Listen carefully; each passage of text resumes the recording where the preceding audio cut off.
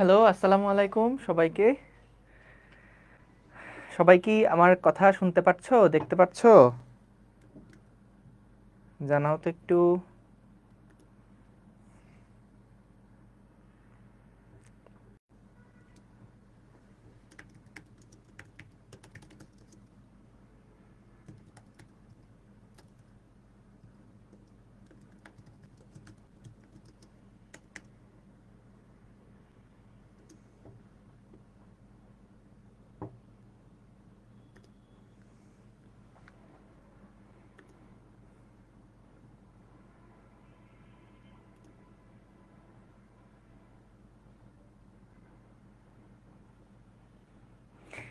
আসসালামু আলাইকুম সবাইকে। 24 ব্যাচ, তোমাদের সাথে আবার অনেকদিন পর দেখা। কেমন আছো সবাই? আশা করি সবাই ভালো আছো, সুস্থ আছো। অল ক্লিয়ার কিনা একটু জানাও। সাউন্ড ঠিকঠাক শুনতে পাচ্ছ কিনা? ঠিক আছে, অল গুড। ঠিক আছে। সো তোমাদের জিএসটি পরীক্ষার জন্য আমরা ডেডিকেটেডলি যেই ক্লাসগুলা নিচ্ছিলাম, আজকে ফিজিক্সের 2 নাম্বার ক্লাস। প্রথম ক্লাসটা তোমাদের অপার ভাইয়া নিছেন। 3টা চ্যাপ্টার সেখানে কাভার হয়েছে। একটা হলো ভেক্টর, একটা হলো নিউটনীয় বলবিদ্যা, আর একটা হলো কাজশক্তি ক্ষমতা। আমাদের আজকে সেকেন্ড ক্লাসে আমরা রিভাইজ করব টোটাল 4টা অধ্যায়। ফিজিক্স ফার্স্ট পেপারের লাস্টের যে অধ্যায় আছে, মহাকর্ষ অভিকর্ষ, পদার্থের গাঠনিক ধর্ম, তারপরে পর্যাবৃত্ত গতি এবং আদর্শ গ্যাস। তো তোমাদের পরীক্ষা, জিএসটি পরীক্ষা হলো 9 মে, তাই না? আমি যে টাইমলাইনটা দেখলাম, মের 9 তারিখ, আমি ঠিক বললাম কি না? তাই না? হ্যাঁ, রাইট, মের 9 তারিখে। তো 9 মে হচ্ছে তোমাদের পরীক্ষা। সেই হিসাব করলে আমাদের ধরো এপ্রিল মাস আর হাতে 10 দিন আছে, সরি, মার্চ মাস হাতে আর 10 দিন আছে, আর এপ্রিল মাসটা আছে। তো তাহলে মোটামুটি ধরো হাতে 40 থেকে 45 দিন মতন হাতে সময় আছে। তো 40 থেকে 45 দিন মতন সময় আমাদের, এই টাইমটাকে যদি আসলে নতুন কোনো কিছু পড়তে যাও, নতুন কোনো কিছু আসলে পড়ার এখন দরকার নাই। তুমি অলরেডি বিশ্বাস করো, তুমি অলরেডি প্রত্যেকটা অধ্যায়েরই বেসিক যা জানা দরকার, যে সূত্রগুলো মাথায় রাখা দরকার, সেগুলো না তুমি জানো। তুমি অলরেডি অনেকটা জানো। কিন্তু হয় কি, আমরা অনেক দিন রিভাইজ করি না, তো দেখা যায় মনে হয় ওই চ্যাপ্টারটা ভুলেই গেছি, এইরকম লাগে। কিন্তু বাস্তবে তুমি যদি, আমি যে কোনো একটা চ্যাপ্টার যদি তুমি বলো ভাই ভুলে গেছি, কিন্তু কয়েকটা সূত্র দেখলেই তুমি দেখবা সব কিছু আবার আস্তে আস্তে মনে হয়ে গেছে। তো আমরা এখন এই সময়টাতে আসলে যদি এরকম কোনো অধ্যায় থেকে থাকে যে ভাইয়া আগে এই অধ্যায়টা কখনোই পড়ি নাই, তাহলে ভাইয়া এই সময় এসে ওই একটা দুইটা চ্যাপ্টারের পিছনে সময় দেওয়াটা দরকার নাই। যে অধ্যায়গুলো তুমি এতদিন পড়ছো, আগে পড়া হয়েছে, সেই অধ্যায়গুলাই এখন রিভাইজ করার জন্য টার্গেট নাও। এবং রিভিশনটা যখন দিচ্ছ, দেখবা যে নোট খাতা দেখতে বা আমাদের ক্লাসগুলোর সময় আমরাই যেই নোটগুলা করে দিছিলাম, সেই নোটগুলা রিভাইজ করতে আসলে বেশিক্ষণ সময় লাগবে না। তোমার এখন মূল টার্গেটটা হবে, মূল চ্যালেঞ্জটা কোন জায়গাটায় হবে বলি, এটাও সবসময় বলে আসছি, মূল চ্যালেঞ্জটা হবে 2 জায়গায়। একটা হচ্ছে সব সাবজেক্ট মাথায় রেখে তারপরে পরীক্ষার হলে বসা, আর আরেকটা হচ্ছে আমাদের টাইমের মধ্যে সব শেষ করতে পারা। সো আমাদের তো টোটাল 100টা প্রশ্ন, 100টাই তো আর অ্যান্সার করে আসতে পারবো না, কিন্তু আমাদের একটু টার্গেটটাও একেবারে কম রাখলে হবে না। টার্গেটই যদি নাও 50টা অ্যান্সার করে আসবা, তাহলে তো দেখবা যে শেষ পর্যন্ত 30টাও অ্যান্সার করে আসতে পারতেছো না। তো এই কারণে আসলে কীরকম এক্সাম স্ট্র্যাটেজি হওয়া উচিত, সেগুলো নিয়ে আমরা সামনে আরও কথাবার্তা বলবো। অলরেডি তোমাদের পরীক্ষাগুলোর আগে আমরা যেই গাইডলাইনগুলো দিছিলাম, সেখানে একটা স্ট্র্যাটেজি নিয়ে আলোচনা হয়েছিল, কিন্তু জিএসটিকে সামনে রেখে ডেডিকেটেডলি যেই এক্সামের জন্য, মানে মূল এক্সামের জন্য টাইম ম্যানেজমেন্টটা কেমন হওয়া উচিত, সেগুলো নিয়েও আমরা আলাদা করে কথাবার্তা বলবো। তবে এখন তোমাদের যেটা করা উচিত, যে চ্যাপ্টারগুলো এখন পড়ছো, যে অধ্যায়গুলো এখন পড়ছো, সেইগুলা অল্প একটু সময় পড়াতে দাও, বেশিরভাগ সময় দাও প্র্যাকটিসে। অল্প একটু সময় পড়াতে দাও বলতে কি বোঝাচ্ছি, ওই যে বেসিক বুঝে বুঝে বুঝে বুঝে সময় দিয়ে ডিরাইভেশন দেখে, এগুলোর তো এখন সময় নাই। এখন সময় হচ্ছে কোন কোন সূত্রগুলো আমার লাগে সেই সূত্রগুলো বারবার বারবার প্র্যাকটিস করা, যাতে করে যে কোনো সময় যে কোনো মুহূর্তে কেউ যদি তোমাকে এই সূত্রটা জিজ্ঞেস করে তুমি যাতে করে বলতে পারো। এবং আমরা অনেক সময় এখানে একটা ঝামেলা হয় যে ধরো ফিজিক্স পড়ছি, টানা 3 দিন ফিজিক্সই পড়ে গেলাম, তখন যেটা হয় 4 নাম্বার দিনে এসে ম্যাথকে মনে হয় নতুন, কেমিস্ট্রিকে মনে হয় নতুন নতুন লাগে। আবার তুমি টানা 4 দিন কেমিস্ট্রি বা ম্যাথ পড়বা, পরে পঞ্চম দিনের দিন দেখবা ফিজিক্স নতুন লাগতেছে। এই যে আগের 3টা দিন যে টানা পড়ছো খালি ফিজিক্স, কিছুই মনে নাই। সো এই কারণে ভাইয়া যেটা করা উচিত এখন এই সময়টাতে, ওই একটা সাবজেক্ট ধরে টানা 3-4 দিন পড়লাম, এই স্ট্র্যাটেজি ভুল, এটা করবা না। এখন যেটা করা উচিত, একই দিনে তোমার রুটিন থাকতে হবে একটা, যে আমি রেগুলার একটা বা দুইটা, এক সেট মিনিমাম, আর সম্ভব হলে 2 সেট করে এক্সাম দিবা। রেগুলারিটি মেনটেন করে, যে ভাই সকালবেলা উঠে একবার এক্সাম দিব, রাতে ঘুমানোর আগে একবার এক্সাম দিব, এটাও হতে পারে। অথবা যদি মনে হয় ভাই আমার প্রিপারেশন একটু ল্যাকিংস আছে, আমি ডেইলি একটা করে এক্সাম দিতে চাই, তাহলে একটা করেই এক্সাম দাও। রেগুলার একটা করে প্র্যাকটিস এক্সাম দিতে হবে। এবং যেটা বললাম যে প্রিপারেশনের ক্ষেত্রে কি করবা বা প্র্যাকটিসের ক্ষেত্রে কি করবা, প্র্যাকটিসের সময় ঘড়ি ধরে প্র্যাকটিস করবা। ধরো আজকে মহাকর্ষ অভিকর্ষ অধ্যায়টা নিয়ে বসলা, যেই সূত্রগুলো আছে সূত্রগুলো জাস্ট একবার রিভাইজ করবা। এখানে ওই যে কেন প্লাস কেন মাইনাস, খুব বেশি ডিটেলসে যেগুলো লাগবে না সেগুলো নিয়ে মোটেও মাথা ঘামানো যাবে না। জাস্ট 15 থেকে 20টা মিনিটে পুরো অধ্যায়টা একবার রিভাইজ করে ফেলবা। তারপরে যত প্র্যাকটিস প্রবলেম আছে সেগুলা ঘড়ি ধরে সলভ করবা। এরকমও হতে পারে যে ভাই ঠিক আছে আমার বইয়ের লাস্টে 40টা এমসিকিউ প্রবলেম আছে, তাহলে 40টা এমসিকিউ প্রবলেম আমি টার্গেট নিলাম 20 মিনিটে সলভ করব। কারণ ওইখানে যে এমসিকিউগুলো আছে এগুলো দেখবা বেশিরভাগই হচ্ছে বোর্ডের মতন, তো বোর্ড স্টাইলেও জিএসটিতে এমসিকিউ আসে। সো এই কারণে বইয়ের লাস্টের দিকে যে এমসিকিউগুলো আছে এগুলাও দেখে যাবা, এগুলাও প্র্যাকটিসের সময় প্র্যাকটিস করবা। যে কোনো একটা বই হইলেই হবে, কোনো অসুবিধা নাই।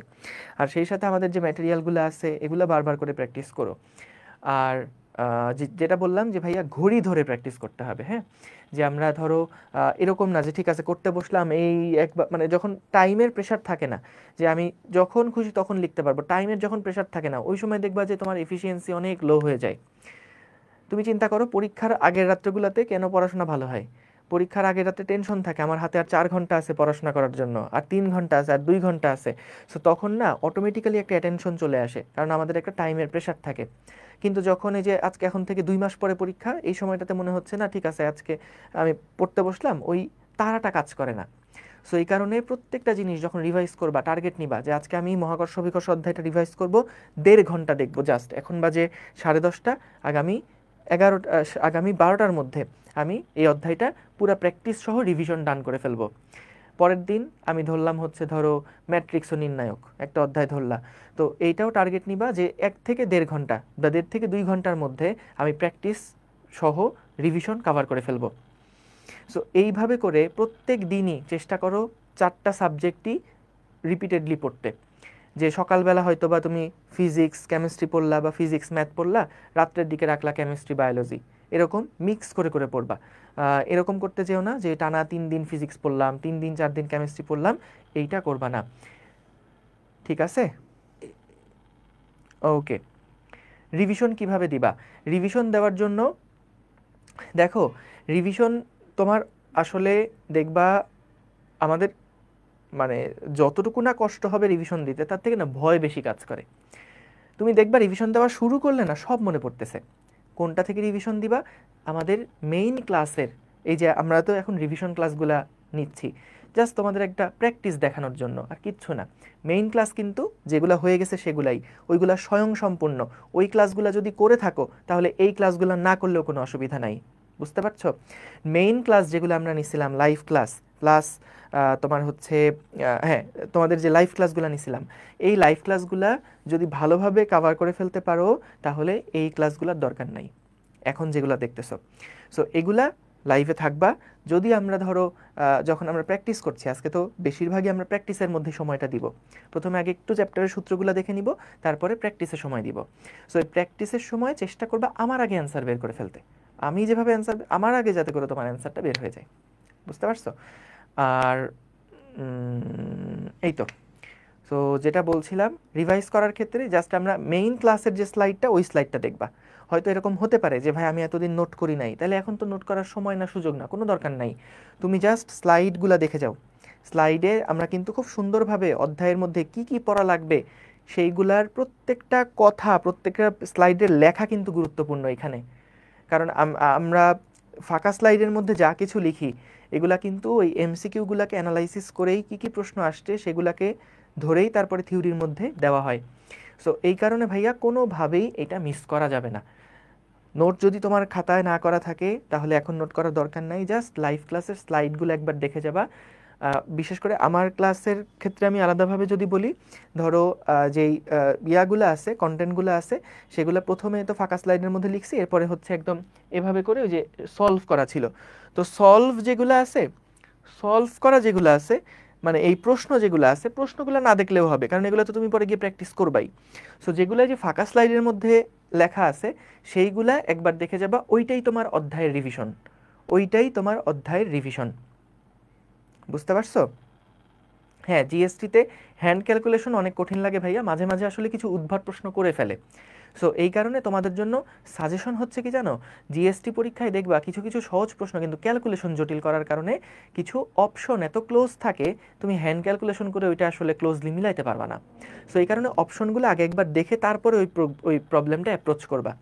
কারণ শুরুতেই তুমি যদি একটু স্লো হয়ে যাও, তাহলে কিন্তু পরের দিকে এরকম হবে যে 80টা প্রশ্ন দেখতে পারছো, বাকি পরের 20টা দেখতেই পারো নাই।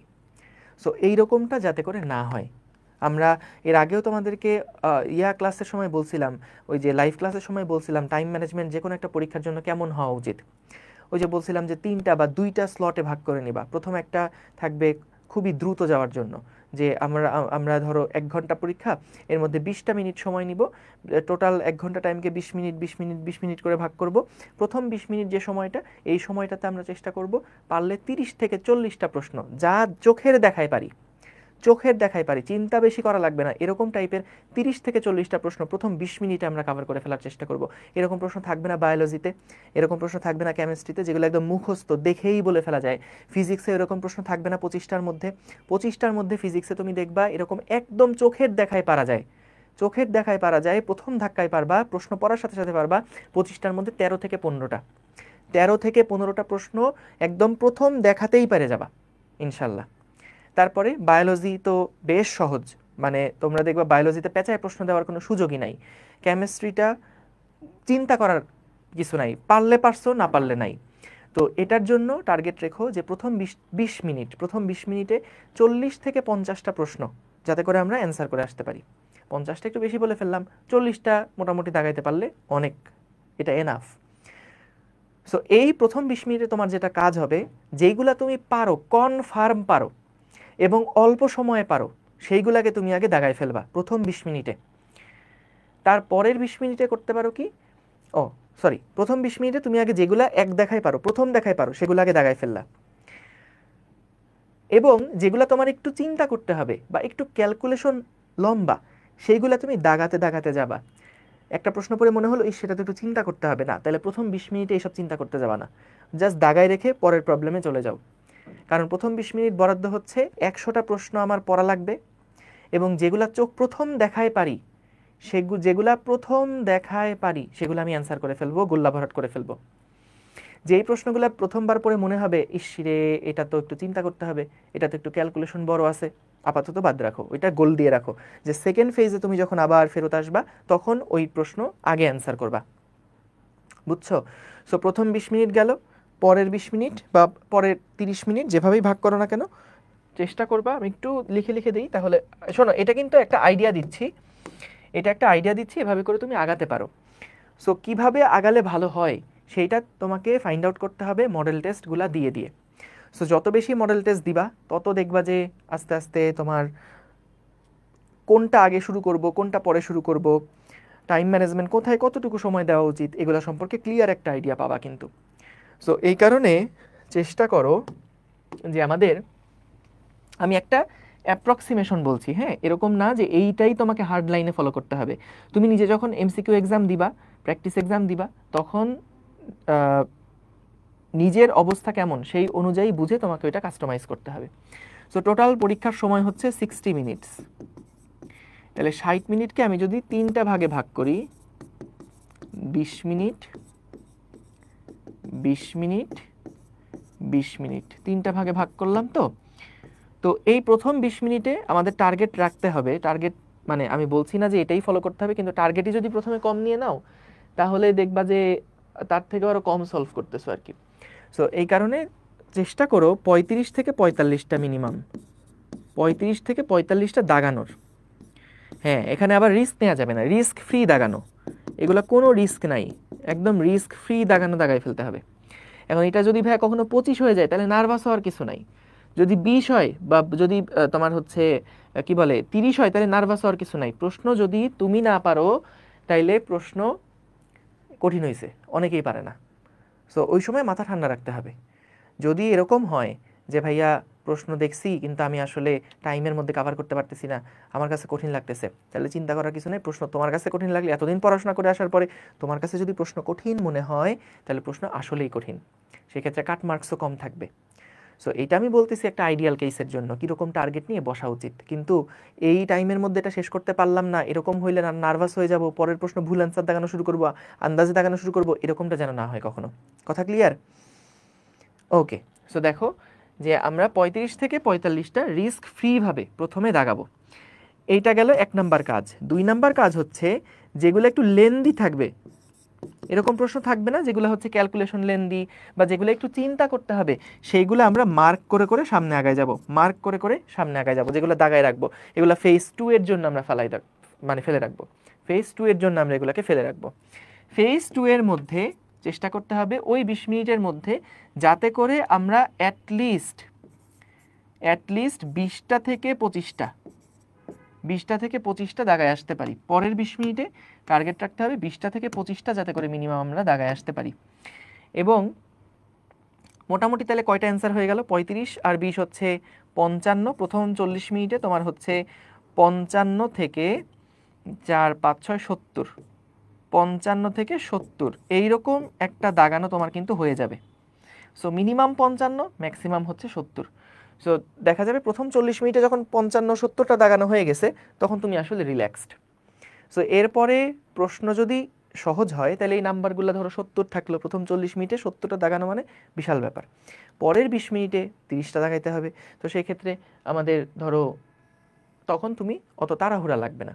পরে লাস্টের ফেজে ধরো যেগুলা আরেকবার মানে সেকেন্ড ফেজে যেগুলো একটু ডাউট ছিল, যেগুলা ধরো যে তুমি দুইটার মধ্যে কনফিউশন, একটু চিন্তা ভাবনা করতে হবে, সেইগুলো তুমি তখন এই থার্ড ফেজে গিয়ে যদি মনে হয় দাগাবা তাহলে দাগাতে পারো। কিন্তু কখনোই প্রথম ধাক্কায় যখন ফার্স্ট ফেজ অ্যান্সার করছো, সেকেন্ড ফেজ অ্যান্সার করছো, খেয়াল রেখো টাইম কোনোটাতে নষ্ট করা যাবে না। কিন্তু এই অনেকগুলা প্রশ্নে ট্র্যাপ থাকে, অনেকগুলা প্রশ্নে ব্ল্যাঙ্ক অ্যান্সার থাকে, এগুলা ট্র্যাপ। এই ট্র্যাপগুলোর মধ্যে পড়া যাবে না। যদি 2বার ক্যালকুলেশন করে দেখো অ্যান্সার নাই তাহলে স্কিপ করে যাবা, কোনোভাবেই নার্ভাস হওয়ার কিচ্ছু নাই। এবং যেগুলা ক্যালকুলেশন একটু লম্বা হবে, লেন্দি হবে, পরের ফেজে নিয়ে যাও এগুলা, প্রথম ফেজে দেখো না। কারণ যেটা হবে তুমি যদি প্রথমে একটু স্লো থাকো না, ধরো 20 মিনিট সময় চলে গেছে, তোমার অ্যান্সার করছো 10টা, তাইলে কিন্তু ওইখান থেকে রিকভার করা অনেক কঠিন। যেমন তোমার হচ্ছে একটা T20 ম্যাচ, সেইখানে প্রথম 6 ওভারে যদি কেউ 20 রান করে বসে থাকে তাহলে সে পরের 14 ওভার খেললে তার পক্ষে টোটাল 140 রান করা 140 রান করা অনেক কঠিন কাজ। তো এই কারণে যেহেতু আমরা প্রথমে সবসময় যেগুলো পারি সেগুলাই দাগাই, এগুলাতে স্লো থাকা যাবে না, এগুলো চেষ্টা করতে হবে একটু ফাস্ট অ্যান্সার করে যেতে এবং অ্যাকুরেসিটা মেনটেন করতে হবে। ওই ভুল করা যাবে না, ভাইয়া 2 দাগাতে গিয়ে 3 দাগাই ফেলছে, এই ছাগলামগুলো করা যাবে না। এগুলা করার কোনো সুযোগ নাই কিন্তু, যে ভাই আমি 3 দাগাইতে গিয়ে 4 দাগাই ফেলছিলাম তারপরে পরের সিরিয়াল অনুযায়ী আরও 10টা ভুল হয়ে গেছে, এই বাদরামি ছাগলামি এগুলো বাদ দিবা। এই এই এই পাগলামি ছাগলামি করা যাবে না, খবরদার। যথেষ্ট ম্যাচিউরড হয়েছে এখন। ওই যে প্রত্যেকটা প্রশ্ন দাগানোর সময় প্রশ্নের নাম্বার দেখবা কত এবং ওএমআর দেখবা কত, প্রশ্নের নাম্বার দেখবা, ওএমআর দেখবা, লাগলে ডাবল চেক করে করে তারপর ওএমআর ফিল আপ করবা। এই ভুল যেন না হয়।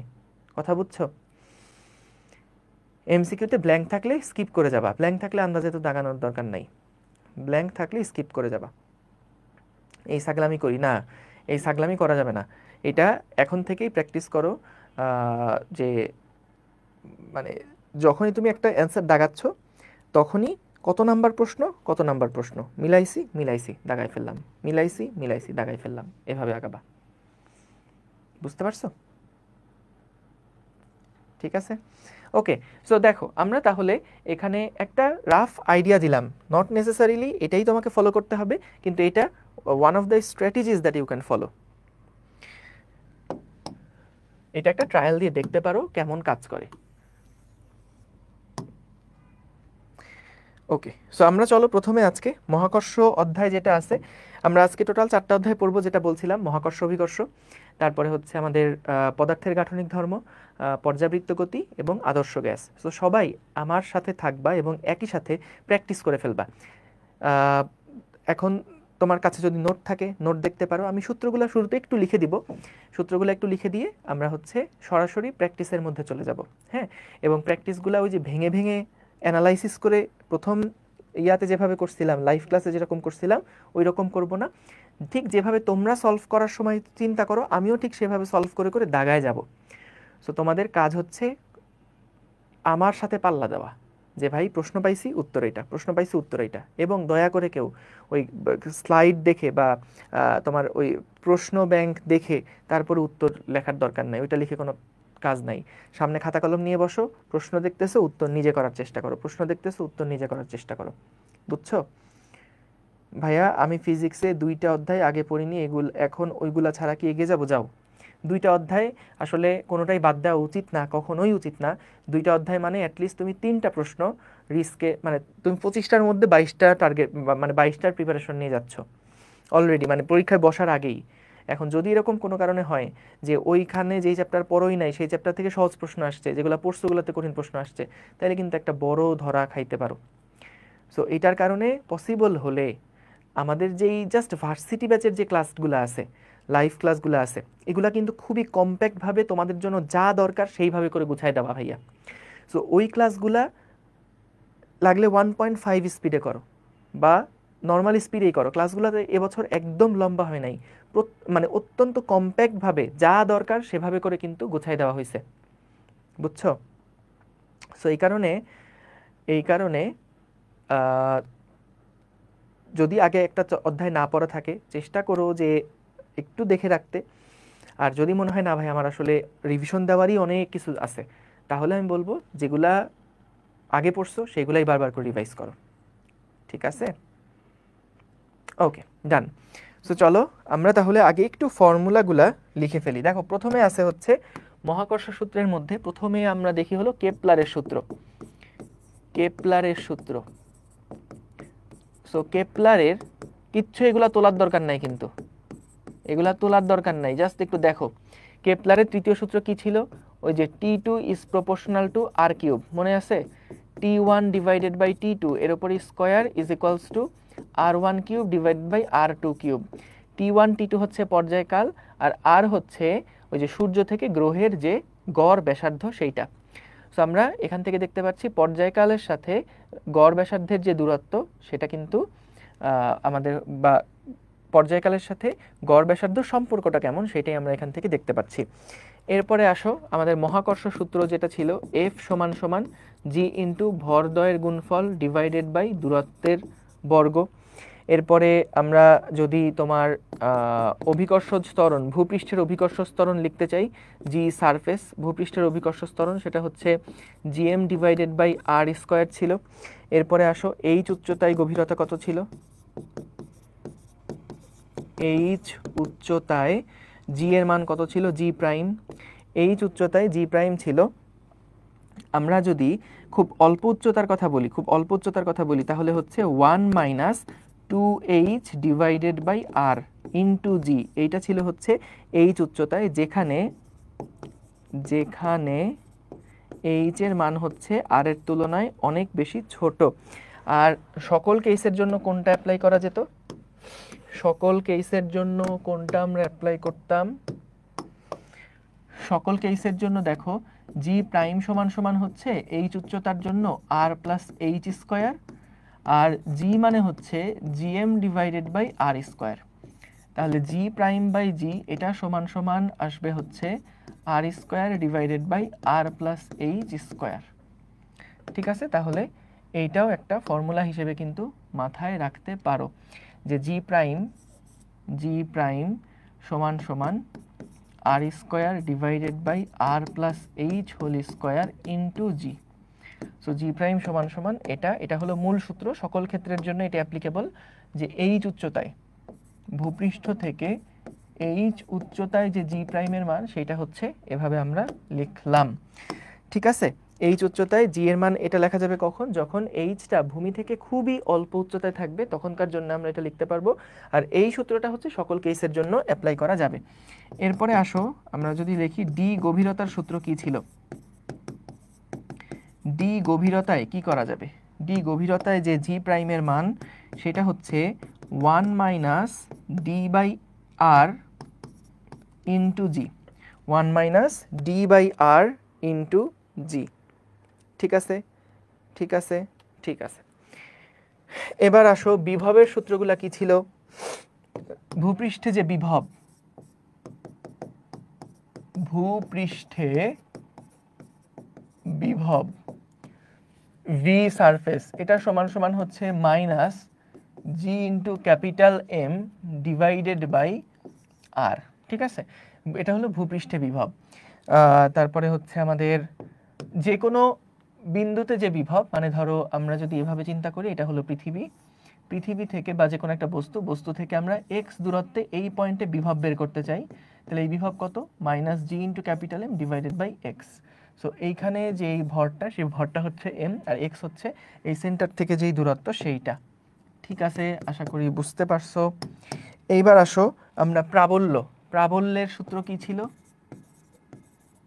প্রাবল্য ই যে কথা, জিও কিন্তু সেই একই কথা, এটা হচ্ছে আমাদের একক ভরের উপরে যেই আকর্ষণ বলটা, অর্থাৎ G M divided by R square, যেটা এটাই কিন্তু আমাদের প্রাবল্য ছিল। এরপরে আসো মুক্তিবেগ বা এসকেপ ভেলোসিটি, যেই বেগে বস্তুকে ছুঁড়ে মারলে বস্তু আর পৃথিবীতে ফেরত আসে না। এই মুক্তিবেগের সমীকরণ কোনটা, root over 2 into G M divided by R, অথবা লেখা যায় root over 2 into G into R. ঠিক আছে, 2 ইন্টু জি ইন্টু আর, এটা হচ্ছে মুক্তিবেগের যেই সমীকরণটা সেইটা। ঠিক আছে, এটা হলো মুক্তিবেগের যে সমীকরণটা সেইটা। ঠিক আছে, এরপরে আসো আমাদের ওই যে কৃত্রিম উপগ্রহের জন্য যে ফর্মুলা ছিল, কৃত্রিম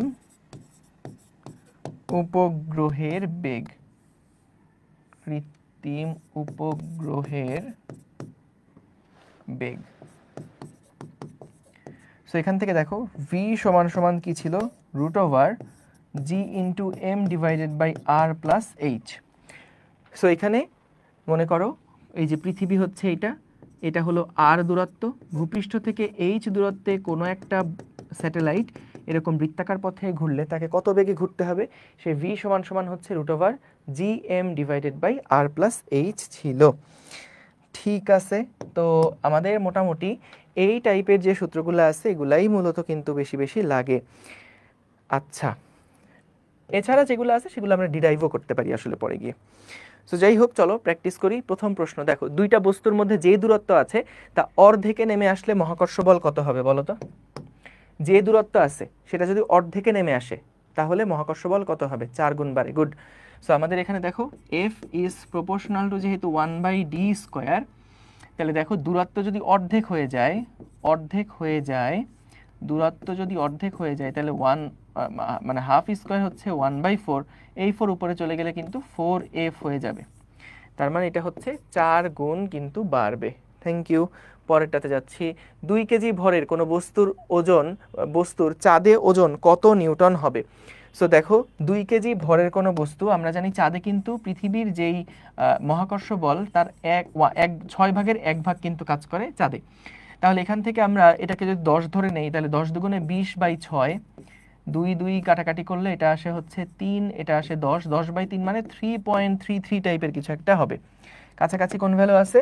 বি হচ্ছে আছে কাছাকাছি, খ বা বি হচ্ছে আনসার। পরেরটাতে যাচ্ছি। এম ভরের বস্তুকে কেটে স্মল এম এবং এম মাইনাস স্মল এম ভরের দুইটা বস্তুতে রূপান্তরিত করা হলো। Capital M by small M কত হলে এদের মধ্যে মহাকর্ষ বল সর্বোচ্চ হবে? সো অনুপাতটা কত হতে হবে? দেখো, আমরা এই অঙ্কটা যদিও বড়, কিন্তু এটা আসলে মুখস্থ হয়ে গেছে আমাদের সবার, তাই না? যে একটা যদি বড় ভর থাকে বা একটা বস্তু আছে এম ভরের বস্তু, এখানে একটা এম ভরের বস্তু আছে, এই এম ভরের বস্তুটাকে আমি কাটবো, কেটে আমি দুইটা ভরে যদি ভাগ করে ফেলি, এই একটা হলো তাহলে হবে স্মল এম আর একটা হবে capital M minus small M. এই দুইটাতে আমি যদি বস্তুটাকে দুইটা টুকরা করে ফেলি, তাহলে এই টুকরাগুলার অনুপাত বা এই ক্যাপিটাল এম বা স্মল এম এর অনুপাতটা কতটুকু হলে মহাকর্ষ বল হবে সর্বোচ্চ? গুড, তোমরা পারছো। তো তাহলে এইটা হচ্ছে হবে কত? এটা আমরা কিভাবে করব দেখো, আমরা জানি এফ সমান সমান জি ইন্টু, এমনভাবে এটাকে ভাগ করছি, একটা ভর এম আর একটা ভর হচ্ছে capital M minus small M divided by D square.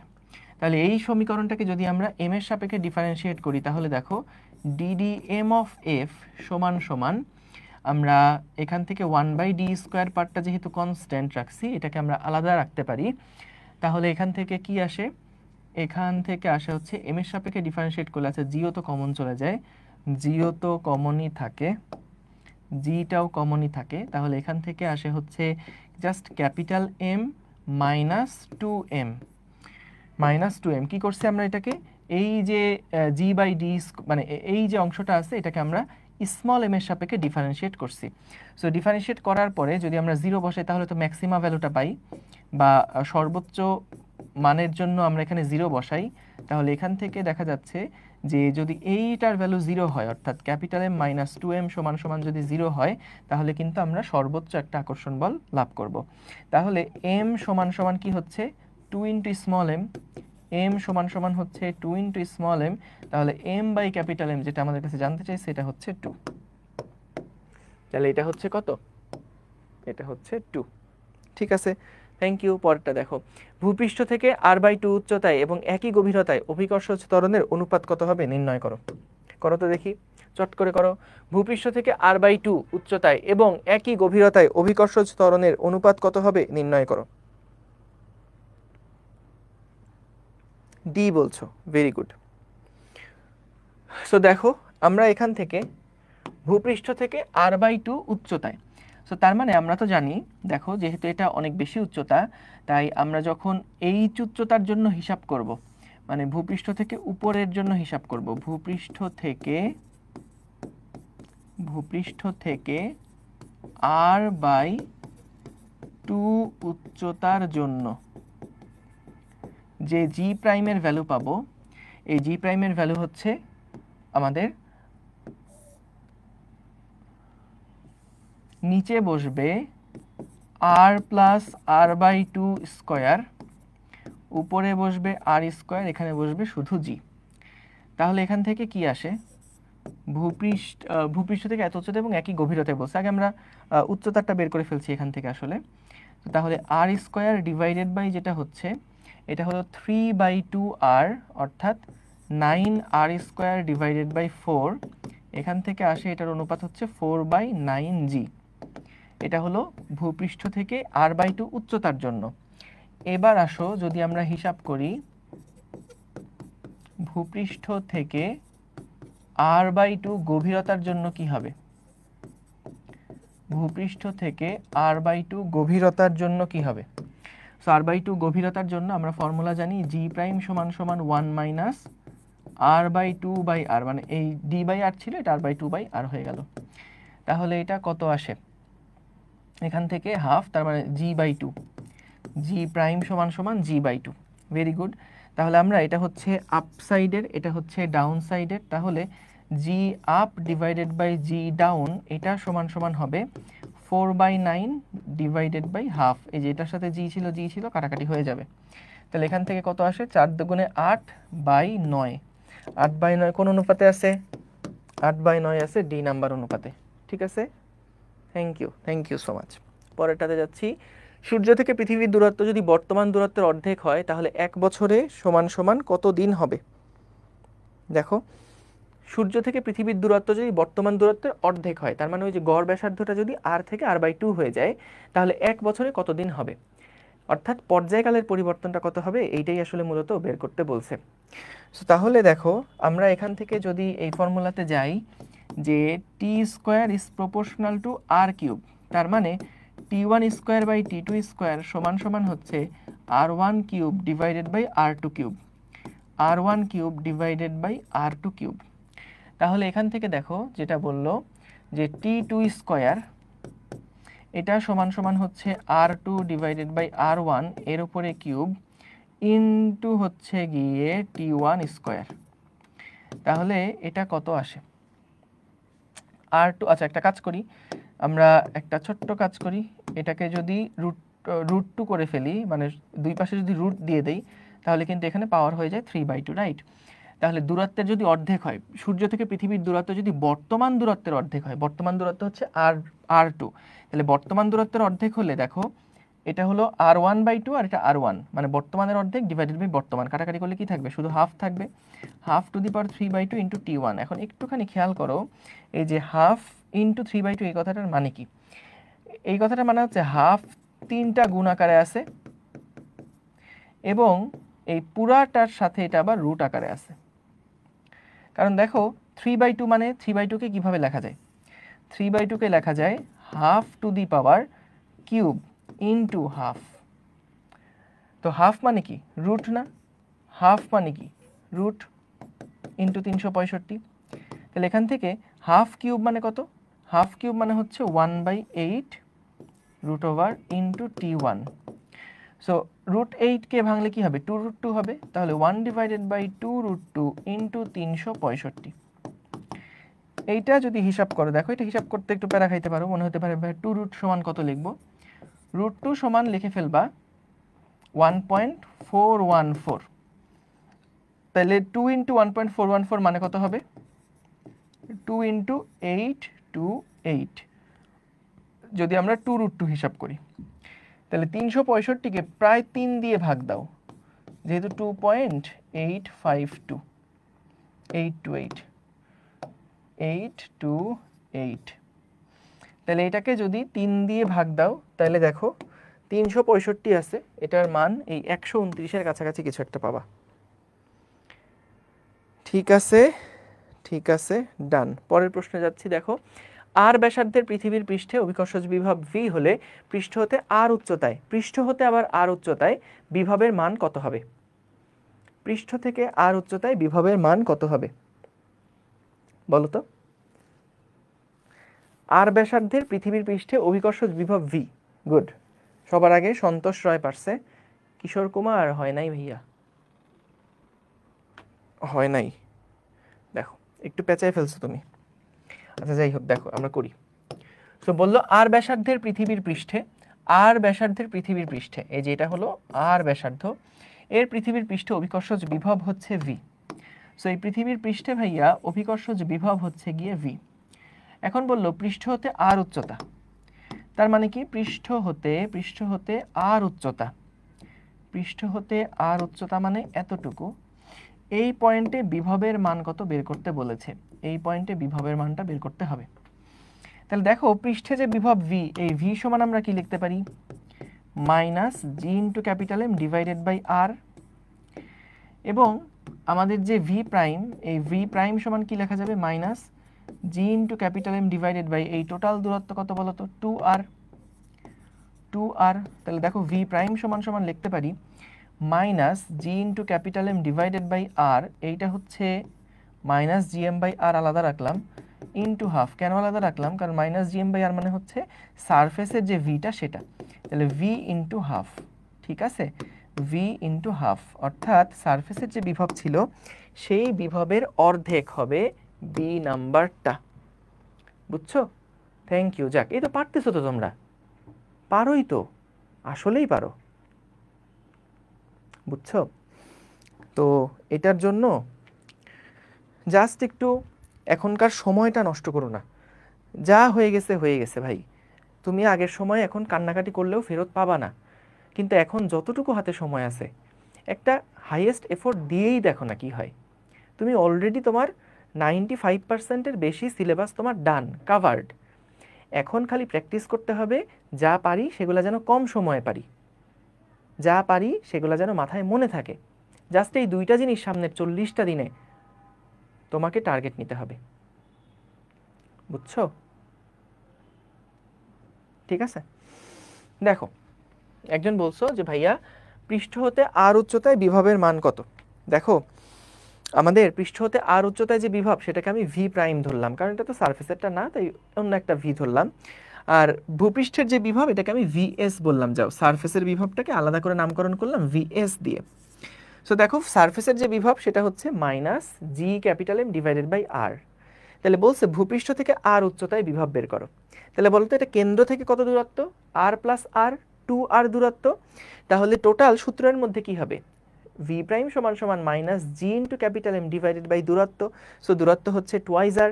তাহলে এখান থেকে মাইনাস জিএম বাই আরটাকে আলাদা রাখলাম, ইন্টু হাফ করে ফেললাম, মাইনাস জিএম বাই আর এই জিনিসটা কি আবার ভিএস না? তাহলে ভিএস বাই টু, অর্থাৎ পৃষ্ঠে যে বিভব ছিল সেই বিভবের অর্ধেক হবে, বুঝছো? পৃষ্ঠে যে বিভবটা ছিল সেই বিভবের অর্ধেক মান পাবো হচ্ছে আমরা পৃষ্ঠ হতে আর উচ্চতায়। ঠিক আছে, গেল, পরেরটাতে যাচ্ছি। মহাকর্ষীয় প্রাবল্য ই এর রাশিমালা কোনটি? বলো তো, মহাকর্ষীয় প্রাবল্য ই এর রাশিমালা কোনটি? একটু আগে দেখাই দিলাম, ই সমান সমান GM divided by R square. ঠিক আছে, ওকে। তারপরে দেখো এই প্রশ্নটা খুব সুন্দর। ভূমি হতে স্মল এম ভরের কোনো বস্তুকণাকে 2r উচ্চতায়, অর্থাৎ পৃথিবীর ব্যাসার্ধের যে দ্বিগুণ মানটা 2r উচ্চতায় উত্তোলন করতে কৃত কাজ কত হবে নির্ণয় করো। কৃত কাজ কত হবে নির্ণয় করো। সো খেয়াল করো, এখান থেকে আমরা যদি দেখি ভূমি হতে স্মল এম ভরের কোনো বস্তুকণাকে 2 ইন্টু ক্যাপিটাল আর উচ্চতায় উত্তোলন করতে হবে, তো উত্তোলন করতে যেই বিভব শক্তিটা কাজ করবে সেই বিভব শক্তিটা মানে এখান থেকে এখানে উঠাতে তোমার যে পরিমাণ বিভব শক্তি বস্তুকে দেওয়া লাগবে সেই পরিমাণ কাজই কিন্তু তোমার করতে হবে। আমরা জাস্ট বিভব শক্তির পার্থক্যটা বের করব, যেমন কোনো একটা বস্তুকে এই উচ্চতায় উঠাতে কাজ নির্ণয় করো।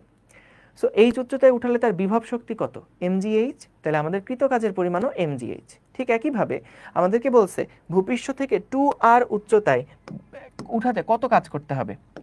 সো এইখান থেকে এতখানি যে মানটা সেই মানটা হচ্ছে গিয়ে 2r। সো ভূপৃষ্ঠ থেকে, এটা ভূপৃষ্ঠ থেকে 2r উচ্চতায় কোনো একটা বস্তুকে উঠাতে আমাদের বলছে কৃত কাজ কত হবে। তাহলে আমরা জাস্ট দুইটা পয়েন্টের মধ্যে যদি বিভব পার্থক্য বের করি তাহলে কিন্তু হয়ে যাবে। সো দেখো এটা মনে করো এ বিন্দু, এটা মনে করো বি বিন্দু।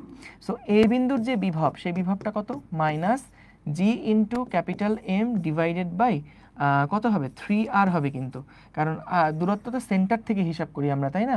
তাহলে এই টোটাল দূরত্ব হচ্ছে 3 ইন্টু ক্যাপিটাল আর। এবং দেখো ভি বি যেটা হবে সেটা সমান সমান কি হবে, minus G into capital M divided by R. ঠিক আছে, তাহলে এখন দুইটা পয়েন্টের মধ্যে যদি আমি বিভবের পার্থক্য বের করি তাহলেই কিন্তু আমরা কৃত কাজ পেয়ে যাব। তাহলে বিভবের পার্থক্য সমান সমান V A minus V B যদি হিসাব করো তাহলে এখান থেকে আসছে জি এম, আচ্ছা এটা একবার লিখলে কি বুঝবা, minus GM divided by 3r minus minus GM divided by R. হ্যাঁ এখন বুঝতে কারো সমস্যা নাই আশা করি। মাইনাসে মাইনাসে প্লাস হয়ে যাবে, জিএম বাই আরটা সামনে চলে আসবে, এটা হলো জিএম বাই আর। আর এটা দেখো খেয়াল করে 1/3 অফ জিএম বাই আর। তাহলে সামথিং থেকে তার 1/3 বাদ গেলে কি থাকে, 2/3 পড়ে থাকবে। তাহলে 2/3 of GM divided by capital R. এইটা হচ্ছে আমাদের বিভবের পার্থক্য। এখন বলো তো আমাদেরকে বিভব পার্থক্য বের করতে বলেনি, বলছে কৃত কাজ বের করতে। সো এই বিভব পার্থক্য কয় কেজি ভরের জন্য, 1 কেজি ভরের জন্য। সো একটা বিন্দু থেকে একটা বিন্দুতে স্থাপন করতে 1 কেজি ভরের জন্য কাজ করতে হয় ডেল্টা ভি পরিমাণ। তাহলে এম কেজি ভরের জন্য কাজ করতে হবে কতটুকু পরিমাণে, এম ইন্টু ডেল্টা ভি পরিমাণে কাজ করতে হবে। তাহলে আমরা এখানে যদি এম দিয়ে গুণ দিই তাহলে কিন্তু আমরা টোটাল কৃত কাজের পরিমাণটা পাবো এবং সেখানে আমাদের এম দিয়ে গুণ দেওয়া লাগবে। তাহলে কত আসে, 2gmr ডিভাইডেড বাই হচ্ছে 3। তুমি খেয়াল করো এখানে আমরা যে জিএম বাই আর রাশিটাকে লিখছি না, এটাকে কি লেখা যায়, আমরা জানি জি সমান সমান GM divided by R square. তাহলে জিএম ডিভাইডেড বাই শুধু আর লিখলে কি হবে, জি আর হবে। জিএম বাই শুধু আর যদি লিখি তাহলে এখানে হবে জি আর। তাই এখানে যদি আমরা 2/3 জিএম বাই আর কে এভাবে লিখি যে এটা হচ্ছে জি ইন্টু স্মল আর, জি ইন্টু ক্যাপিটাল আর এখানে এম ছিল, এখানে এম ছিল, সেই এমটা লিখে রাখলাম। তাহলে কি হচ্ছে 2/3 of M G capital R. So 2/3 of M G capital R. কথা কি clear? 2/3 of M into G into capital R. ঠিক আছে, দেখো তো এই এটা কি কঠিন অঙ্ক? একটু জানাও তো, এই ম্যাথটা কি কঠিন? না না, এখন প্র্যাকটিস বেশি করা হচ্ছে। সুদীপ বনি প্রথম 20 মিনিট আগে গাইডলাইন দিছি, ওইটাকে শুনবা ভালো করে, কি বললাম ওইটাকে শুনবা। এটাগুলা কি কঠিন লাগতেছে বলো তো?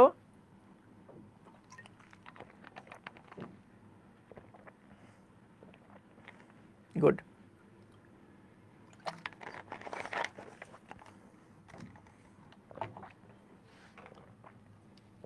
থ্যাংক ইউ, কঠিন লাগার কথা না। দেখো, সো তাহলে এখানে আমরা ভাইয়া যে কাজটা করলাম ভেরি সিম্পল, যে আমাদের একটা ভূপৃষ্ঠ থেকে যদি আমরা একটা বস্তুকে একটা নির্দিষ্ট উচ্চতায় উঠাই তাহলে বলছে কি পরিমাণ কাজ করতে হবে।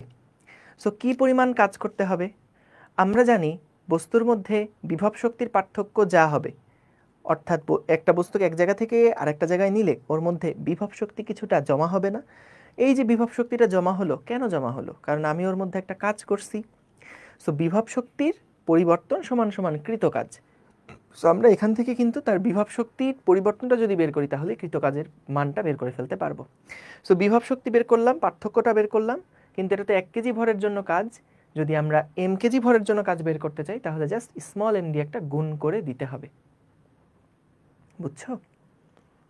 ঠিক আছে, থ্যাংক ইউ। পরেরটাতে যাচ্ছি। দেখো পরের প্রশ্ন, পড়ো তো একটু, ঠান্ডা মাথায় পড়ো। একটা গ্রহের ব্যাসার্ধ পৃথিবীর ব্যাসার্ধের 3 গুণ। উক্ত গ্রহের অভিকর্ষ ত্বরণ পৃথিবীর অভিকর্ষ ত্বরণের 3 গুণ। উক্ত গ্রহের মুক্তিবেগ পৃথিবীর মুক্তিবেগের কত গুণ? দেখো, সো এইখানে আমরা জানলাম দুইটা সূত্র আছে মুক্তিবেগের, তাই না? একটা হচ্ছে ভিই সমান সমান GM divided by R, 2gm divided by R, এটা একটা সূত্র ছিল। আর আরেকটা ছিল হচ্ছে ভি এসকেপ সমান সমান root over 2 into small G into capital R. প্রশ্ন পড়ে আমাকে বুঝতে হবে আমি কি নিচের ফর্মুলা অ্যাপ্লাই করব না উপরের ফর্মুলা অ্যাপ্লাই করব। প্রশ্ন পড়ি, দেখো বলছে একটি গ্রহের ব্যাসার্ধ পৃথিবীর ব্যাসার্ধের 3 গুণ। তার মানে ব্যাসার্ধ নিয়ে কথাবার্তা বলা আছে, এখানেও তো ব্যাসার্ধ আছে। পরেরটা বললো উক্ত গ্রহের অভিকর্ষ ত্বরণ পৃথিবীর অভিকর্ষ ত্বরণের 3 গুণ। তাহলে ভাইয়া এই সূত্রের মধ্যে কি অভিকর্ষ ত্বরণ দেখতে পাচ্ছ? নাই, তাহলে এটা ইউজ করা দরকার নাই, এইটা ইউজ করো। এখানে অভিকর্ষ ত্বরণও আছে যেটা বৃদ্ধি পাইছে, ব্যাসার্ধও আছে যেটা বৃদ্ধি পাইছে। তাহলে বলছে যে 3 গুণ যদি হয় তাহলে উক্ত গ্রহের মুক্তিবেগ পৃথিবীর মুক্তিবেগের কত গুণ নির্ণয় করো। তাহলে দেখো অন্য একটা গ্রহ ভিই প্রাইম, সেটার জন্য মুক্তিবেগ হচ্ছে 2 ইন্টু 3g ইন্টু হচ্ছে 3r। তাহলে এখান থেকে কি আসে, আমরা যদি রুট ওভার 2gr কে আলাদা করি, 2gr কে আলাদা করি তাহলে দেখো এখানে 3, এখানে 3 স্কোয়ার করে রুট করলে 3 হয়ে যাবে।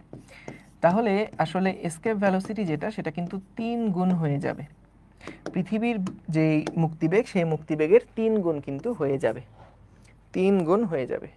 Thank you so much. পরেরটা কি বলছে দেখো, একটা গ্রহের ব্যাস 5000 কিলোমিটার দেওয়া আছে এবং এর অভিকর্ষ ত্বরণ দেওয়া আছে। ভূপৃষ্ঠ হতে একটা বস্তুর মুক্তিবেগের মান বের করো। রাজশাহী ইউনিভার্সিটি 23-24, একদম রিসেন্ট একটা প্রশ্ন। দেখো একটা গ্রহের ব্যাস বলা আছে, তার মানে কিন্তু আমরা ব্যাসার্ধ জানি, আর জানি, আর এর মান তাহলে কত? 2500 কিলোমিটার। Very good. এবং এর পৃষ্ঠে অভিকর্ষ ত্বরণ দেওয়া আছে। সো অভিকর্ষ ত্বরণ এ সমান সমান অভিকর্ষ ত্বরণ পৃষ্ঠের অভিকর্ষ ত্বরণকে জি দিয়ে প্রকাশ করি, এটা হচ্ছে 5 মিটার পার সেকেন্ড স্কয়ার। এটা অন্য একটা র্যান্ডম গ্রহ আর কি। গ্রহটার পৃষ্ঠ হতে মুক্তিবেগের সমীকরণ নির্ণয় করো। তাহলে ভিই সমান সমান কি হবে? রুট ওভার 2gr, তাহলে রুট ওভার 2 ইন্টু 5 ইন্টু 2500। তাইলে কি আসে? আমরা এখান থেকে পাই 25 দুগুণে 50, তাহলে 5000 ইন্টু 5 25,000, 25,000-কে রুট করলে কি আসে? 1,000-কে রুট করলে আসতেছে 10, তাহলে 50 কি? এটা কি 50 আসে নাকি 500 আসে? দেখো তো আমি কি ভুল করতেছি কি না।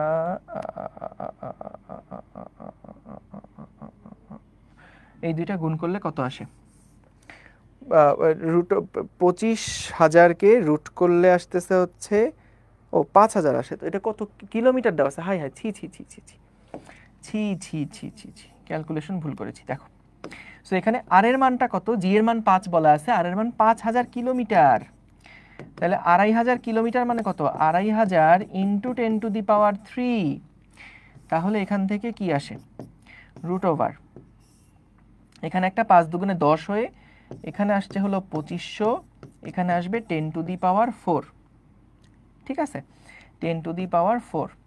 আমি এটাকে এভাবে লিখতে পারি যে 2500 মানে কত? 25 গুণ 100, 100 মানে 10², তাহলে 10⁻⁶। এবার সবার উপরে যদি পাওয়ার হাফ করে ফেলি, এটা হয়ে যাবে 5 গুণ, এটা হয়ে যাবে 10⁻³ তাহলে 5,000 মিটার পার সেকেন্ড বা 5 kilometre per second. 5 kilometre per second, just calculation মাথায় রাখলেই হবে। গুড। এটা কিভাবে করছে আশা করি বুঝছো। রুট করলাম কিভাবে? জাস্ট পাওয়ারে হাফ দিয়ে গুণ দিয়ে দিছি।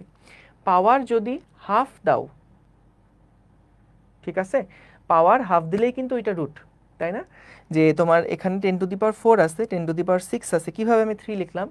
পাওয়ার যেটা থাকবে সেটাকে হাফ করলেই কিন্তু আমরা রুট অ্যাপ্লাই করা হয়ে গেল। ওকে, আর 2500 যেটা, 2500 এটাকে ভাঙাই নিলাম, কারণ যেহেতু 10টাকে রুট করা সহজ, আর 25টাকে তো আমরা জানি 25কে রুট করলে 5 হবে, আর 10² এটা হচ্ছে 10⁻⁶। ঠিক আছে, ভেরি গুড।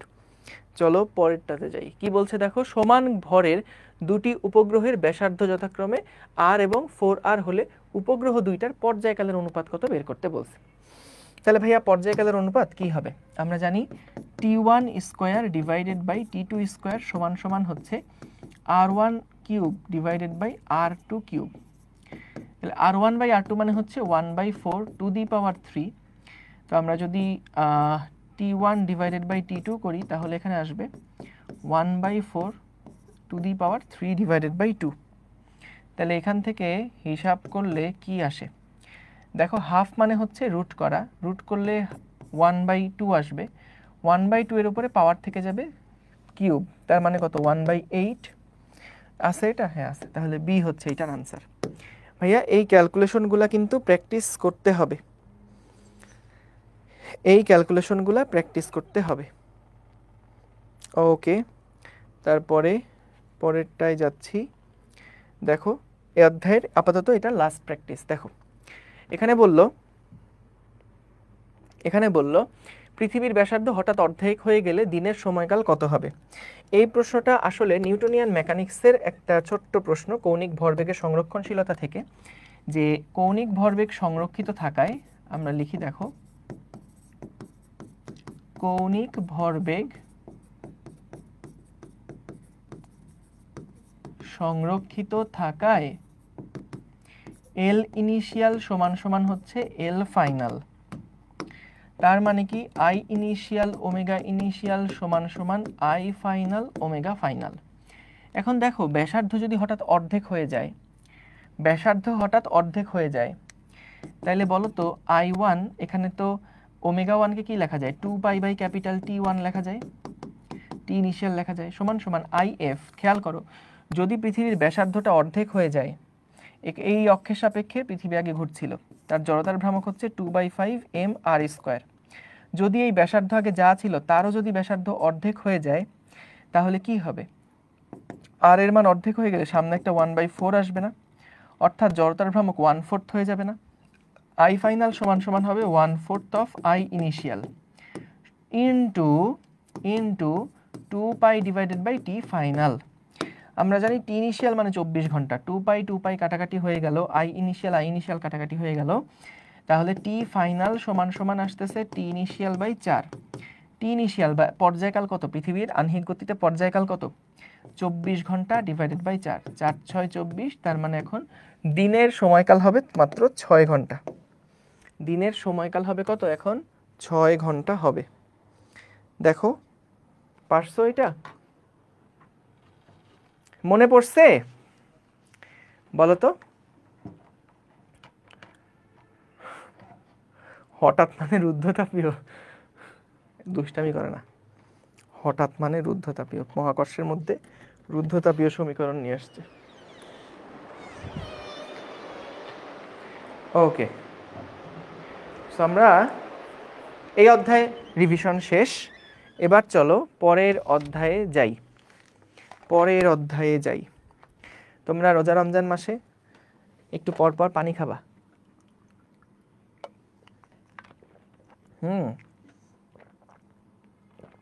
বিশেষ করে ইফতারের পরে তো আর পানি টানি বেশি খাওয়া যায় না। ধরো রাত্রেবেলা যখন সেহরি করবা, মাঝখানে তো হয়তো কেউ খাও না, আর একবার ইফতারি অথবা একবার রাত্রেবেলা, তো মাঝখানে যে সময়টা থাকবে একটু পানিটা বেশি করে খাওয়া, না হলে দেখবা যে শরীরের মধ্যে সারাদিন একটা ঝিমঝিম ভাব কিন্তু কাজ করবে।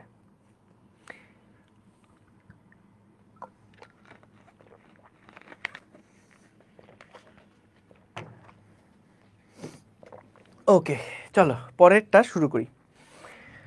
পরের অধ্যায়ের রিভিশন শুরু করি, পদার্থের গাঠনিক ধর্ম। তো ভাইয়া, পদার্থের গাঠনিক ধর্মের মধ্যে আমাদের আসলে সূত্রগুলা কি কি আছে চলো একটু চট করে দেখে ফেলি। আমাদের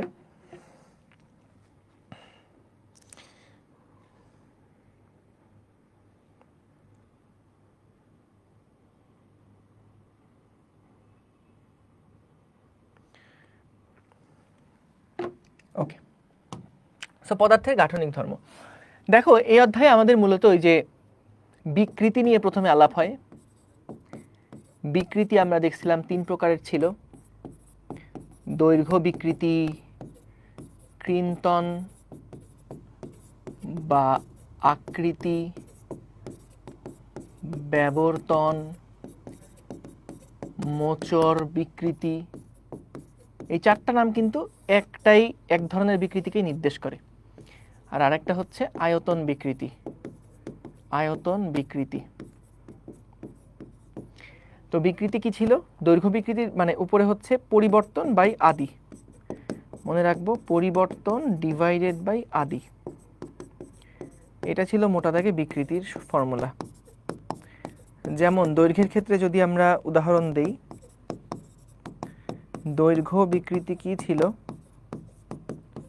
আমাদের যতটুকু দৈর্ঘ্য বৃদ্ধি পাইছে ডিভাইডেড বাই আদি দৈর্ঘ্য। আমি একটু টান দিয়ে লিখে যাচ্ছি কারণ এগুলা তোমরা ইনশাল্লাহ পারবা। এরপরে আছে হচ্ছে আমাদের আকৃতি বিকৃতি বা কৃন্তন বিকৃতি। আকৃতি বিকৃতি এটা কি ছিল? যে মনে করো কোনো একটা বস্তুকে এই দিক বরাবর একটা বল প্রয়োগ করা হয়েছে, এটার যতটুকু সরণ হয়েছে সেটা স্মল এল, আর এই পাশের দৈর্ঘ্যটা হচ্ছে ক্যাপিটাল এল। তাহলে আকৃতি বিকৃতি যেটা, এটাও হচ্ছে আমাদের সেই small L by capital L. এটাকে মূলত আমরা কৌণিক সরণ দিয়ে বিবেচনা করি এবং এটা সমান সমান ট্যান থিটা লেখা যায়। দেখো ট্যান থিটা সমান সমান লম্ব বাই ভূমি, লম্ব বাই ভূমি।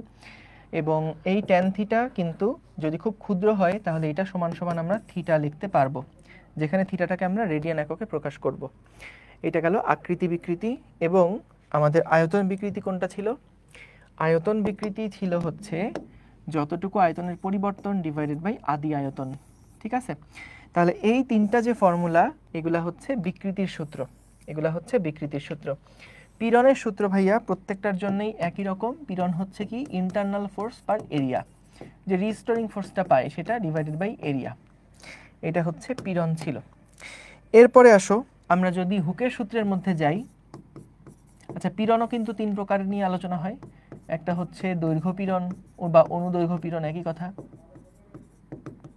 আর একটা হচ্ছে আমাদের এই যে কৃন্তন পীড়ন বা মোচর পীড়ন বা ব্যবর্তন পীড়ন বা আকৃতি পীড়ন। আকৃতি পীড়ন এটা হচ্ছে স্পর্শকীয় বল, স্পর্শকীয় বল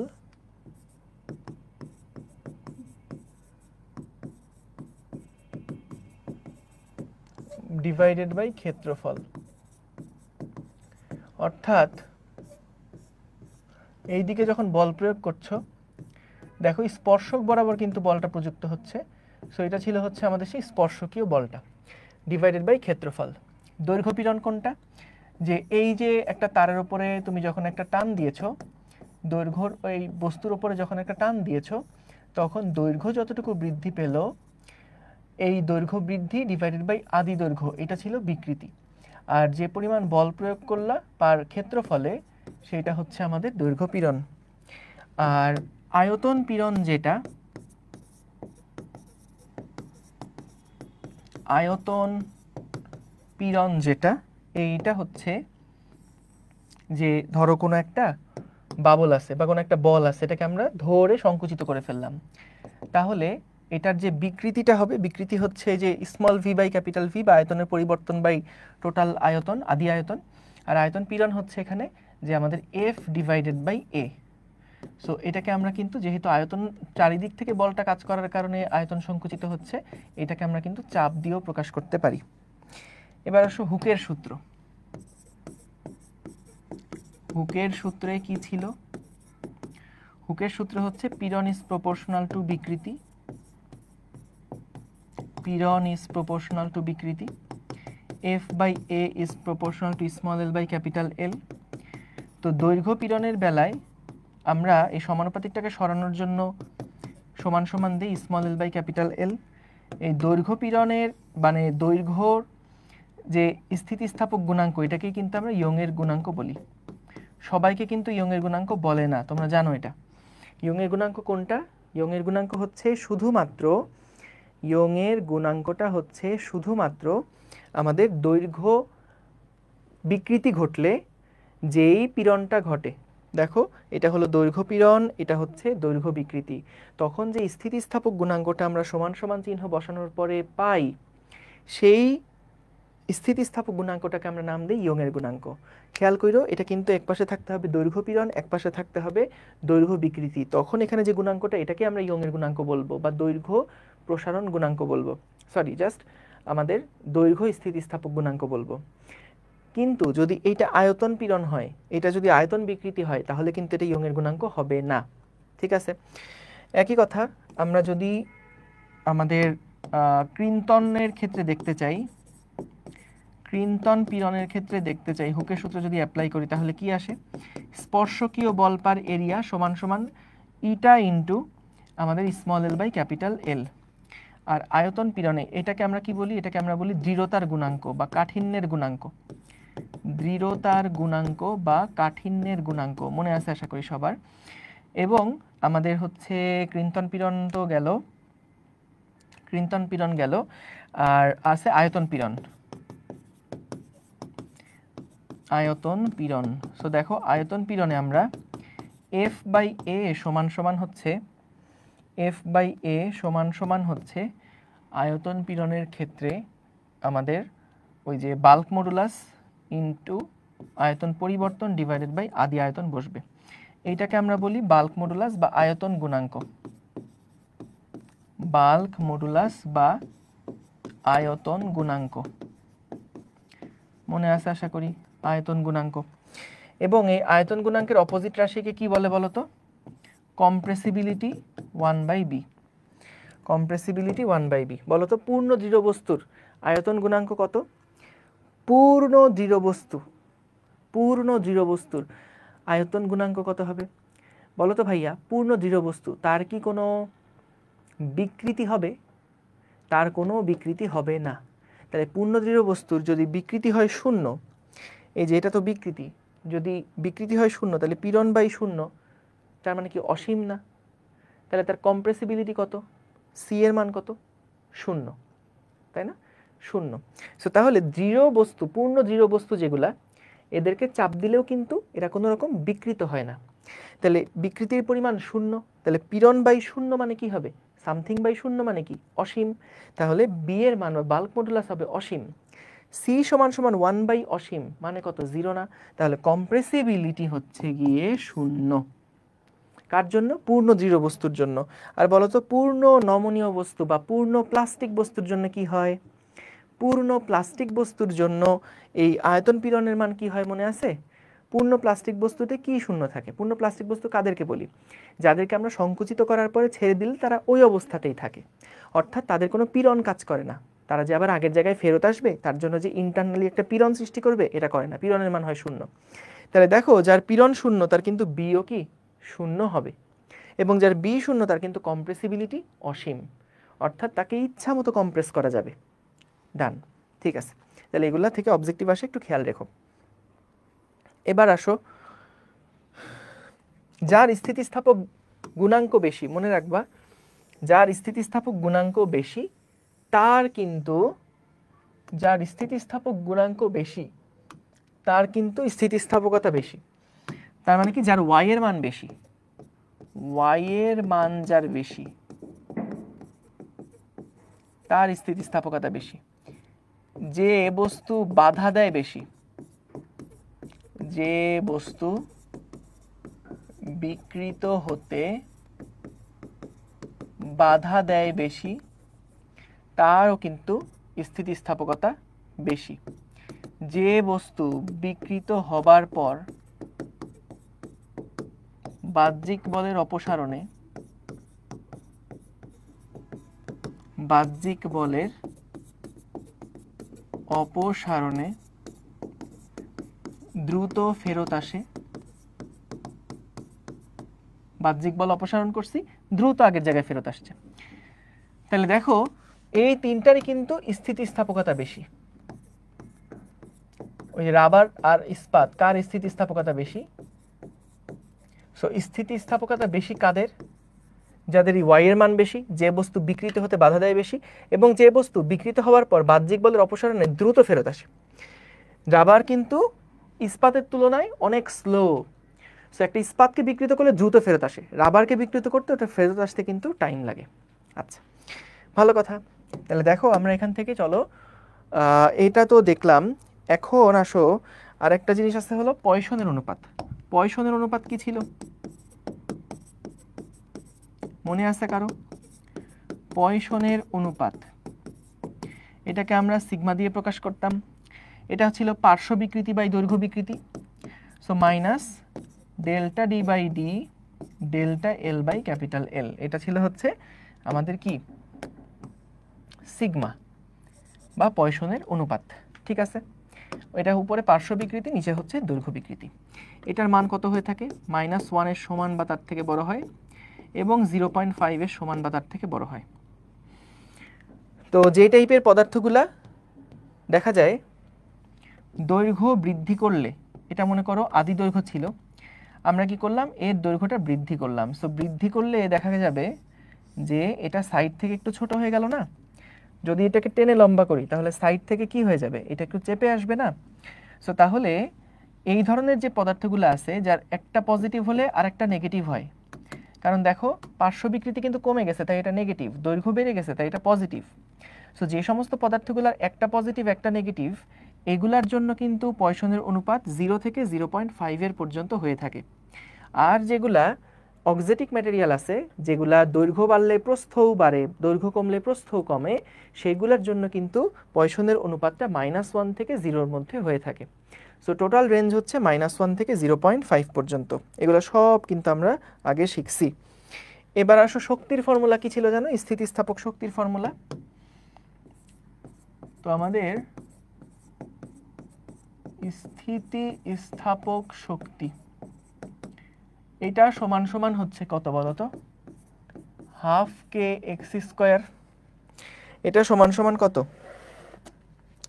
আমরা একটা স্প্রিং এর জন্য এটা জানি, তাই না, যে ½ কিন্তু ওই যে যদি আমরা ইয়ার জন্য লিখতে চাই, মনে করো একটা তার আছে, সেই তারটাকে আমরা এফ পরিমাণ বল প্রয়োগ করার ফলে দেখা গেল তারটা দৈর্ঘ্য বৃদ্ধি পেয়ে গেল স্মল এল পরিমাণে, তাহলে তার সঞ্চিত শক্তি কত? ½ × f × স্মল এল। এফ মানে কি বলা যায়? এফ মানে বলা যায় y × a × small L by capital L. তাহলে দেখো ½ × y × a × small L by capital L × small L, তাহলে কি আসে? ½ × y a l square divided by capital L. এটা হচ্ছে স্থিতিস্থাপক শক্তি। দেখো জিনিসটা কিচ্ছু না, বল গুণ সরণ, তাই না? বল গুণ সরণ, জাস্ট সামনে একটা হাফ আছে কারণ এটা একটা পরিবর্তনশীল বল ছিল বলে। আর একটা সূত্র আছে একক আয়তনে সঞ্চিত শক্তি, মনে আছে? একক আয়তনে সঞ্চিত শক্তি, এটা সমান সমান হবে হাফ ইন্টু পীড়ন ইন্টু বিকৃতি, হাফ ইন্টু পীড়ন ইন্টু বিকৃতি, এটা হচ্ছে একক আয়তনে সঞ্চিত শক্তি। Thank you. চলো পরের ইয়াগুলো দেখে ফেলি, প্র্যাকটিসগুলো দেখে ফেলি। বলো, ধপাধপ বলবা। যে পদার্থের বাধাদানকারী বল বেশি সেই পদার্থের কি বেশি বলো তো? যে পদার্থের বাধাদানকারী বল বেশি সেই পদার্থের কি বেশি? থ্যাংক ইউ, স্থিতিস্থাপকতা বেশি। পরেরটায় যাচ্ছি। 10 সেন্টিমিটার লম্বা এবং 0.5 সেন্টিমিটার ব্যাসার্ধ বিশিষ্ট একটা তামা একটা লোহার তারকে জোড়া লাগিয়ে দৈর্ঘ্য 20 সেন্টিমিটার করা হলো। জোড়া তারের উপরে বল প্রয়োগ করে বিকৃতি ঘটানো হলো। যদি লোহার ইয়ংয়ের গুণাঙ্ক তামার দ্বিগুণ হয় তবে লোহার দৈর্ঘ্য বৃদ্ধির অনুপাত কত? দেখো, এই টাইপের প্রশ্নগুলো কিন্তু প্রথম দেখাতেই তুমি যে ম্যাথ করে ফেলে আসতে পারবা, এইটা হয়তোবা একটু টাফ হতে পারে। তো সেই ক্ষেত্রে এই টাইপের বড় প্রশ্ন যেগুলো আছে, প্রথম ওই যে 20 মিনিটের কথা বললাম, এই বড় প্রশ্নগুলো অ্যাভয়েড করে পরের প্রশ্নে চলে যাবা। কারণ ভাইয়া প্রথম 20 মিনিটে টোটাল 100টা প্রশ্ন তুমি পড়তে পারলে সেখান থেকে তুমি যদি পড়াশোনার মধ্যে থাকো 40টা সহজ প্রশ্ন তুমি বেছে নিতে পারবাই ইনশাল্লাহ। সো 40 থেকে 50টা সহজ প্রশ্ন যদি কভার করা হয়ে থাকে, এরপরে গিয়ে তুমি কঠিন প্রশ্নগুলা বা বড় প্রশ্নগুলো একটু সময় দাও, এটা মেক সেন্স করে। কিন্তু যেইগুলা তুমি পারো, যেগুলা তুমি জানো, সেগুলাতে যদি সময় বেশি লেগে যায় তাহলে কিন্তু সমস্যা। আচ্ছা, গেল। তাহলে দেখো, 10 সেন্টিমিটার লম্বা এবং এত ব্যাসার্ধ বিশিষ্ট একটা তামা এবং লোহার তারকে জোড়া লাগায় 20 সেন্টিমিটার করা হলো।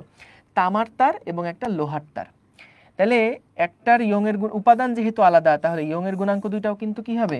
আলাদা আলাদা হবে। ঠিক আছে, দুইটা তার, তাহলে একটা হলো 10 সেন্টিমিটার লম্বা, এইটা হলো 10 সেন্টিমিটার, এটাও হলো কি 10 সেন্টিমিটার। তো আমরা কি করছি? জোড়া তারের উপর একটা বল প্রয়োগ করে বিকৃতি ঘটাইছি। তো জোড়া তারের উপরে আমরা একটা বল প্রয়োগ করছি, এই বলটা প্রয়োগ করার ফলে এটার একটা বিকৃতি ঘটছে। ঠিক আছে, বলটা প্রয়োগ করার ফলে একটা বিকৃতি হয়েছে। এখন বলো তো, এই সেম পরিমাণ বল কিন্তু এর উপরেও প্রযুক্ত হবে, কিন্তু এর দৈর্ঘ্য বৃদ্ধি হবে একরকম আর এর দৈর্ঘ্য বৃদ্ধি হবে আরেক রকম। দুইজনের উপরে প্রযুক্ত বল কিন্তু কি হবে? সেম হবে। তাহলে আমরা যেটা লিখতে পারি, দেখো, এফ, এই আমাদের কি বের করতে বলছে? কার অনুপাত বের করতে বলছে? আমাদেরকে বলছে যে লোহার দৈর্ঘ্য বৃদ্ধির অনুপাত কত, তামা এবং লোহার দৈর্ঘ্য বৃদ্ধির অনুপাত কত। তার মানে L1/L2 বের করতে হবে, বুঝছো? দেখো ভাই, আমরা সূত্র জানতাম কি, y সমান সমান f into capital L a into small l। তাহলে স্মল l সমান কি লেখা যায়? f into capital L divided by a into y।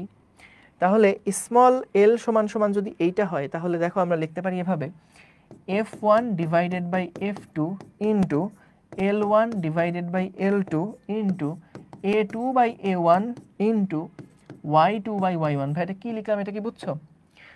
y2 by y1, এটা কি লিখলাম বুঝতে পারছো?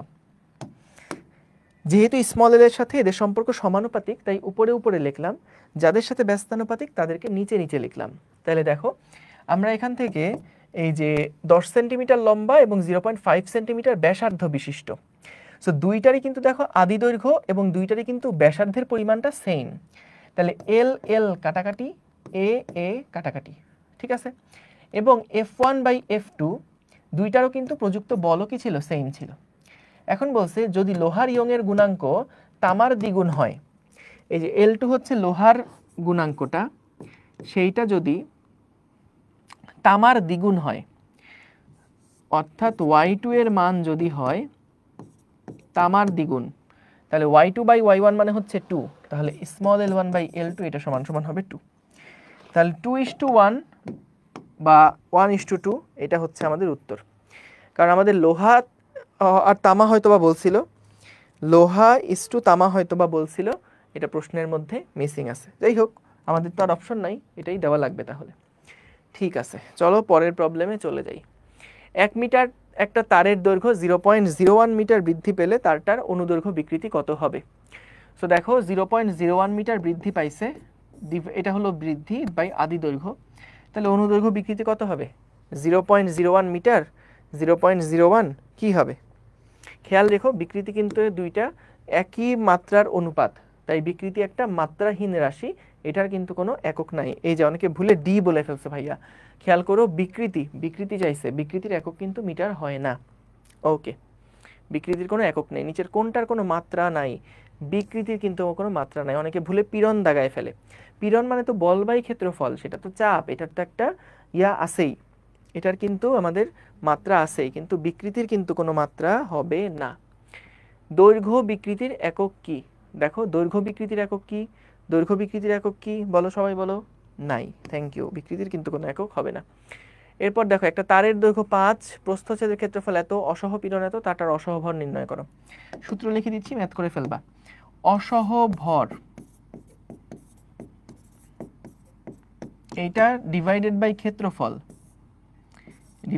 ক্ষেত্রফল, এইটা সমান সমান কিন্তু অসহ পীড়ন, অসহ ভার হবে, সরি, অসহ বল বা অসহ ভার ডিভাইডেড বাই এরিয়া সমান অসহ পীড়ন।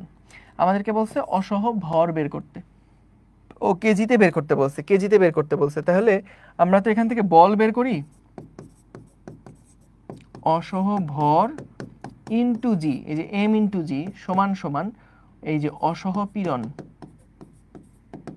ইন্টু হচ্ছে এরিয়া।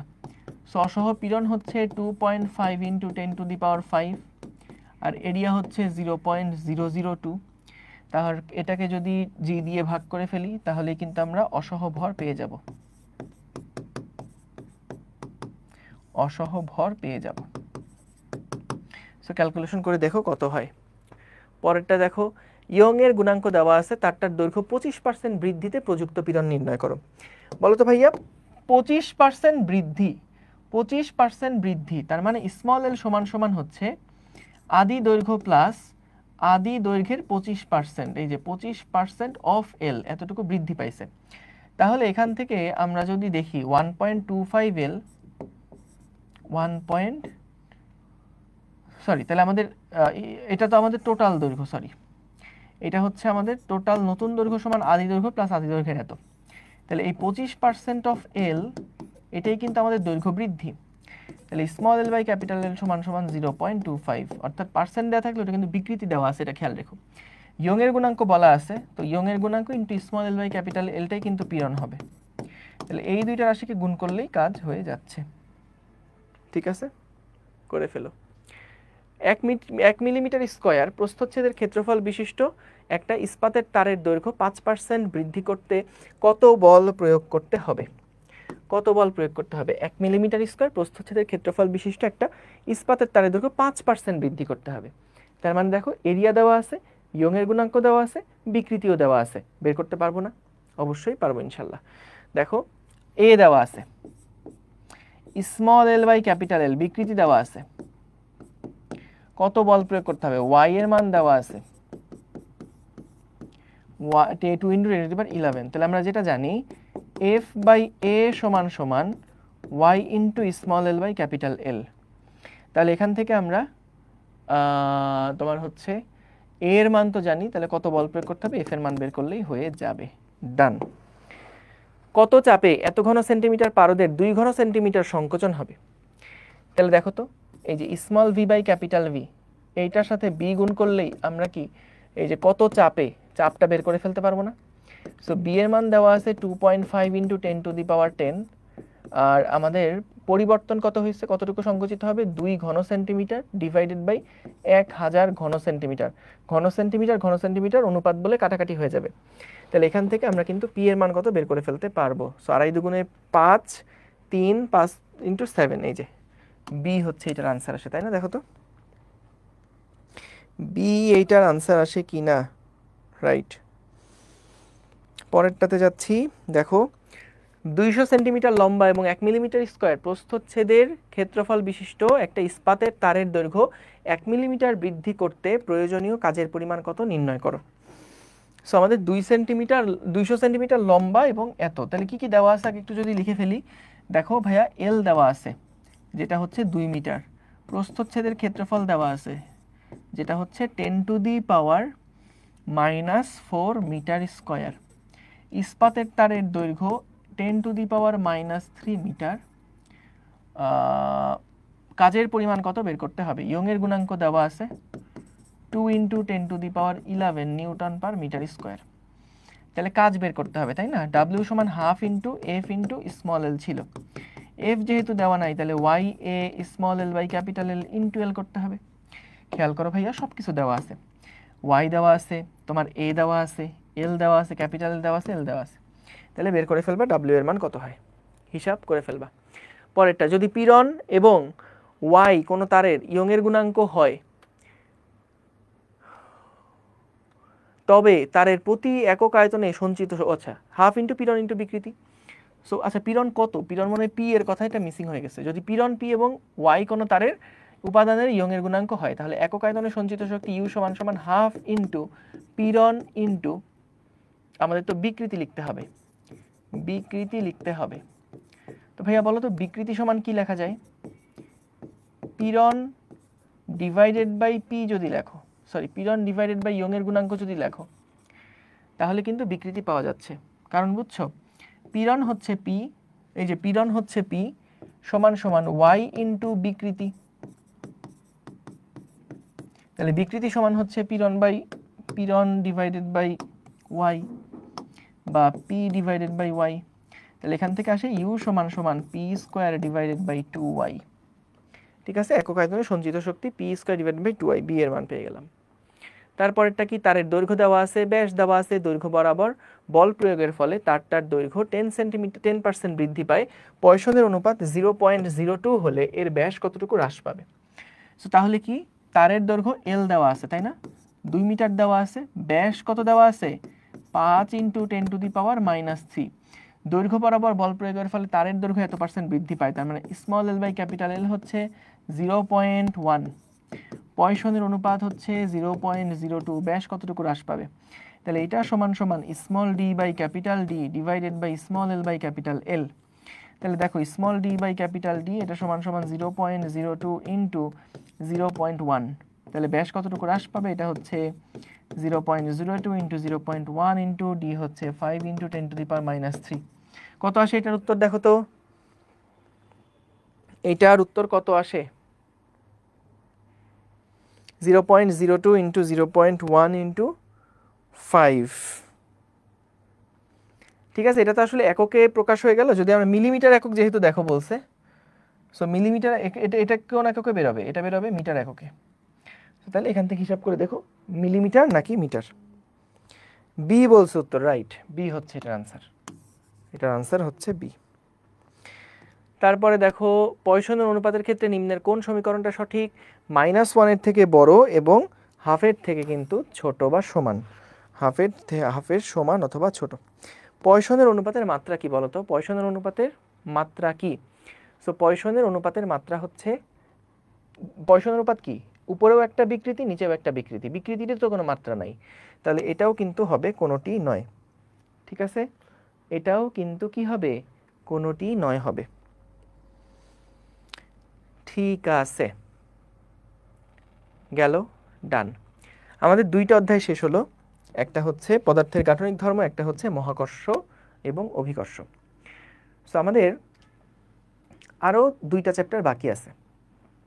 আমরা একটা কাজ করব, আরও দুইটা চ্যাপ্টারের ক্লাস আমরা এটা আরেকটা দিন নিয়ে দিব, তা না হলে একদিনে আসলে একটু প্রেশার হয়তো বা হয়ে যেতে পারে তোমাদের। আমরা বাকি যে দুইটা চ্যাপ্টার আছে সেই দুইটা চ্যাপ্টার আরেকটা দিন স্লট নিয়ে এটা কভার করে ফেলবো। যেহেতু হাতে সময় আছে তোমাদের, ইনশাল্লাহ অসুবিধা হবে না, একদিনে লোড না দেই। তোমাদের এখন কাজ হবে, যেই দুইটা চ্যাপ্টার আজকে করলাম এই দুইটা চ্যাপ্টারের যত টাইপের প্র্যাকটিস, তোমার ম্যাটেরিয়াল যত কিছু আছে সবগুলা তোমরা এখন প্র্যাকটিস করে ফেলবা।